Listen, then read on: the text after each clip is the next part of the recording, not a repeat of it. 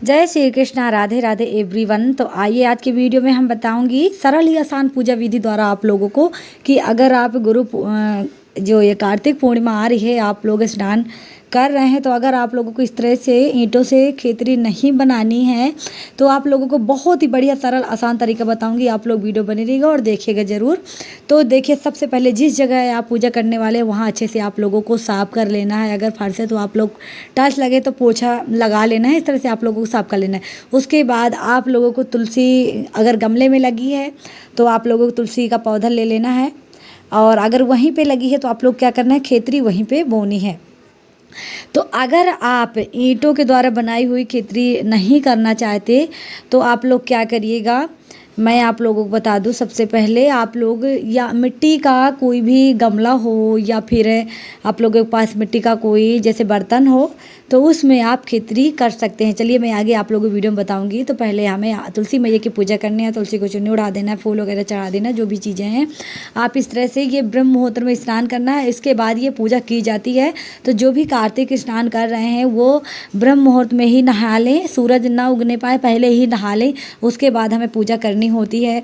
तो हमें इसमें खेतरी बोना बहुत ही ज़रूरी होता है, क्योंकि ये पहले से ही चला आ रहा है। तो हमें जो या कोई गेहूँ या कोई जो से इस तरह बोता है। तो देखिए, इस तरह से आप लोगों को मिट्टी का ले लेना है और आप लोगों को दीपक जलाना है। अगर तिल का तेल नहीं है तो आप लोग कड़वा तेल से जला सकते हैं। और इसमें ये जो मिट्टी का बर्तन है इसमें मैं भर दूंगी मिट्टी और इसी में मैं जो कि खेतरी बोऊंगी। तो इस तरह से आप लोगों को बोना है और पथरी माता की पूजा जरूर करना है। तो आप लोगों को इसी में एक साइड में पथरी माता को विराजमान कर देना है। घर में आप लोगों के कोई भी पत्थर होगा तो आप लोग उसी को विराजमान कर दें पथरी माता के रूप में और उन्हीं की आप लोग पूजा करें। तो इस तरह से आप लोगों को करना है। तो देख लीजिए, यहाँ पे मैंने जो बो दिया है, अब मेरे इसी में ग्रो हो जाएंगे। तो इस तरह से आप लोग, अगर आप ज़मीन में या ईंटों के द्वारा बनाई हुई खितरी में नहीं कर सकते तो आप लोग इस तरह से ये बो सकते हैं और ऐसे आप लोग पूजा अर्चना कर सकते हैं। जहाँ पे आपका तुलसी मैया का पौधा लगा है आप वहीं पे इनको रख लीजिएगा और वहीं पे आप लोग आराम से पूजा करिएगा। सुबह के टाइम आप लोगों को पूजा करनी है। सुबह के टाइम देखिए आप पूजा करिए, आरती उतारिए, भजन कीर्तन माला वगैरह जो भी आप करना चाहते हैं सुबह टाइम।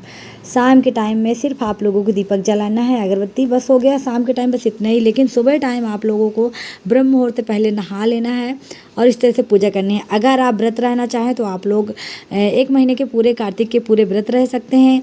अगर नहीं रहना है तो कोई बात नहीं है। और इसमें से बहुत ही सरल आसान पूजा है, कोई इसमें ज़्यादा चीज़ें नहीं लगती हैं। और देखिए, भोग स्वरूप आप लोग फल समर्पित करें या फिर मिश्री और या इलायची, इस तरह से आप लोग समर्पित कर सकते हैं। तो इस तरह से आप लोगों को पूजा करनी है और मैया से प्रार्थना करनी है। जो भी भूल चूक हो तो माफ़ करिएगा। और देखिए, ये बहुत ही शुभ दिन है। देखिए, सोमवार कल से ही होने वाला है, 6 अक्टूबर से ही लगने वाले हैं कार्तिक। तो कार्तिक पूर्णिमा में सभी लोग स्नान ज़रूर करते हैं। स्नान का नियम बहुत पहले से ही चला आ रहा है। हम भी नहाते थे, हमने तो बहुत साल नहाया हुआ है, कम से कम 12 वर्ष नहाए। उसके बाद उद्घाटन भी किया जाता है जिस दिन पूर्ण होता है। तो हमें आंवला की पूजा करनी होती है जिसको हम इच्छा नवमी के नाम से जानते हैं। तो उसका वीडियो मैं आप लोगों को ज़रूर डालूंगी, आप लोग देखिएगा और ढेर सारा प्यार दीजिएगा। तो इस तरह से आप लोगों को कर लेनी है। उसके बाद ये जो खेतरी आप लोगों ने बोई है इनमें आप लोगों को हल्का सा पानी डाल देना है जहाँ कि ये अच्छे से ग्रो हो जाए। और इस तरीके से आप लोगों को, देखिए, बिल्कुल ही सरल आसान है। इसमें कोई ज़्यादा चीज़ें नहीं लगती हैं और ना ही कोई ज़्यादा बढ़ाव चढ़ाव है। जिस चीज़ में आप देखिए, तुलसी मैया की पूजा तो बहुत ही ज़रूरी है। तुलसी मैया की तो पूजा हमें करनी ही करनी है। पूरे 1 महीने हमें इसी तरह से पूजा करनी है। सुबह टाइम दीपक जलाना है, आरती करनी है और भजन कीर्तन भी आप लोग कर सकते हैं।